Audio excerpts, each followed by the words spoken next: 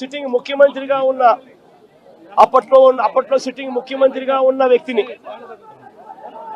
బోసుడీకే అని తిట్టాడు. బోసుడీకే అంటే ఏమిటో తెలుసా? తెలుగుదేశం పార్టీ కార్యాలయంలో తెలుగుదేశం పార్టీ అధికార ప్రతినిధి ముఖ్యమంత్రిని ఆ రోజు అన్న మాట అని.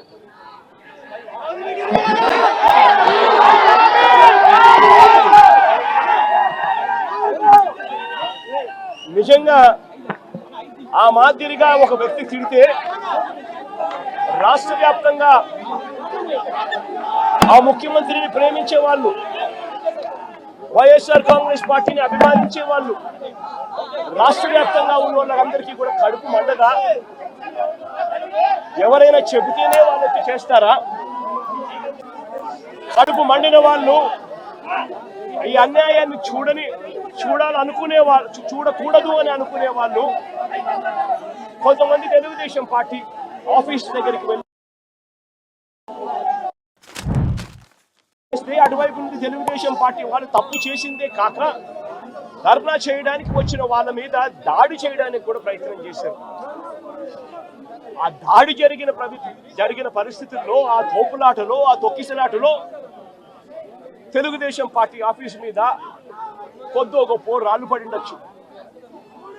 నేను అడుగుతా ఉన్నా, ఆ జరిగిన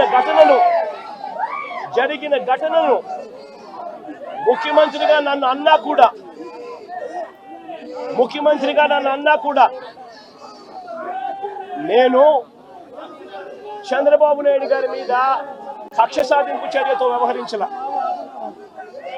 రాళ్ళు పడినాయి అని చెప్పి ఎప్పుడైతే తెలిసిందో వెంటనే అటువంటి ఆ ఘటనకు పోయిన వాళ్ళందరినీ కూడా ఎవరెవరు పోయారు అని చెప్పి ఆధారాలు చూసి, అక్కడ ఉన్న సీసీ కెమెరాలో, అక్కడ ఉన్న ఒక్కొక్క సెల్ ఫోన్ లొకేషన్స్, ఇవన్నీ ఆధారాల మేరకు చూసుకొని ఎవరెవరైతే పోయారో వాళ్ళందరినీ కూడా 41A ఇచ్చి వాళ్ళందరినీ కూడా అరెస్ట్ చూపించి కోర్టులో ప్రొడ్యూస్ చేయడం కూడా జరిగింది. ఎందుకంటే 7 ఏళ్ల లోపు ఉన్న కేసు ఇది. శిక్షా కాల పరిమితి 7 ఏళ్ల లోపు ఉన్న శిక్షా కాల పరిమితి ఉన్న కేసు ఇది. కాబట్టి దీంట్లో అరెస్ట్ చేయడం అన్నది it does not serve the purpose. కాబట్టి 41A ఇచ్చి కోర్టుకు హాజరుపరచడం కూడా జరిగింది. మన ఇంత నిబద్ధతతో ఆ రోజు మేము అడుగులు వేశాం. ఇంత నిబద్ధతతో ఆ రోజు నిబద్ధతతో అడుగులు వేసి వాళ్ళందరినీ కూడా హాజరుపరిచి 41A కింద వాళ్ళందరికీ కూడా నోటీసులు ఇచ్చి వాళ్ళందరినీ కూడా కోర్టు ప్రొడ్యూస్ చేశారు.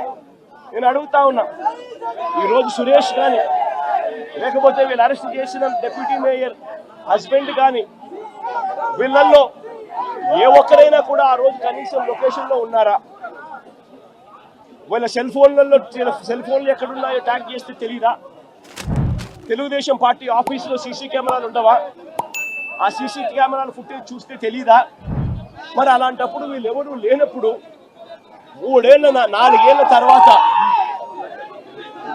ఏళ్ల తర్వాత జరిగిన ఘటనలో మీరు ఇష్టం వచ్చినట్టుగా ఇప్పుడు మళ్ళీ దాన్ని తవ్వి దాంట్లో ఫాల్స్ విట్నెస్లని జోడు చేసి దాంట్లో ఉన్న వాళ్ళందరినీ భయపడిచి ప్రలోభాలు పెట్టి వాళ్ళతో లేనిపోని పేర్లన్నీ రాయిచ్చేసి నీ ఇష్టం వచ్చినట్టుగా నువ్వు అరెస్టులు చేయడం మొదలు పెడతా ఉన్నావు.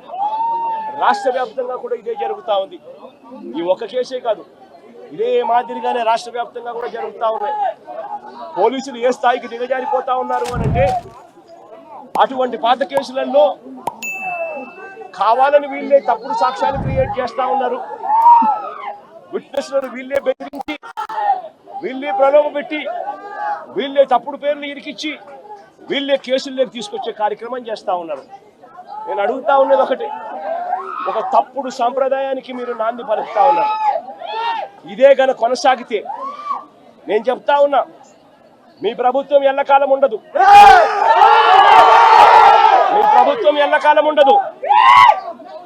ఒక తప్పుడు సాంప్రదాయానికి మీరు బీజం వేస్తా ఉన్నారు. ఇదే తప్పుడు సాంప్రదాయం ఒక సునామీ అవుతుంది. రేపొద్దున మీ నాయకులందరికీ కూడా ఇదే గతి పడుతుంది. ఇదే జైల్లోనే మీరంతా కూడా ఉంటారు. ఇది కూడా గమనించుకోవాలని చెప్తా ఉన్నా. ఒక తప్పుడు సాంప్రదాయానికి మీరు నాంది పలుకుతా ఉన్నారు, ఒక తప్పుడు పద్ధతికి మీరు నాంది పలుకుతా ఉన్నారు. మార్పు తెచ్చుకోకపోతే మాత్రం రెడ్ బుక్లు మీరు ఒక్కరే పెట్టుకుంటారని చెప్పి మీరు అనుకుంటున్నారేమో. రెడ్ బుక్ పెట్టుకోవడం అన్నది చాలా సులభమైన పని. రెడ్ బుక్ పెట్టుకోవడం అన్నది చాలా సులభమైన పని. నేను మనం మీ విలేకరు కృష్ణకి చెప్పి, కృష్ణ నువ్వు ఒక రెడ్ బుక్ మెయింటైన్ చేయంటే కృష్ణ కూడా మెయింటైన్ చేస్తాడు ఒక రెడ్ బుక్. నీ పేరేం పేరన్నా? రవికి చెప్పి, రవి నువ్వు ఒక రెడ్ బుక్ మెయింటైన్ చేయ రవి అని అంటే రవి కూడా మెయింటైన్ చేస్తాడు. అదే కదా ఘనకార్యం కాదు, గొప్ప పని కాదు. ఆ తర్వాత రెడ్ బుక్ లో పెట్టిన పేర్లన్నీ తీసుకొని వాళ్ళని ఇరికించడము, వాళ్ళ ఇళ్లను ధ్వంసం చేయడము, వాళ్ళ ఆస్తులను ధ్వంసం చేయడము, వాళ్ళ మీద దొంగ కేసులు పెట్టడము, ఇదే ఒక పరిపాలన కింద రాజ్యాధికారం చేయడం మొదలు పెడితే మాత్రం రాజ్యాధికారం ఎలా ఉంటుంది అని అంటే ఇప్పుడు చంద్రబాబు నాయుడు గారి పాలన ఎలా ఉందో అలా ఉంటుంది. చంద్రబాబు నాయుడు గారి ప్రభుత్వం వచ్చి 3-4 నెలలు కూడా కాయిపోలా.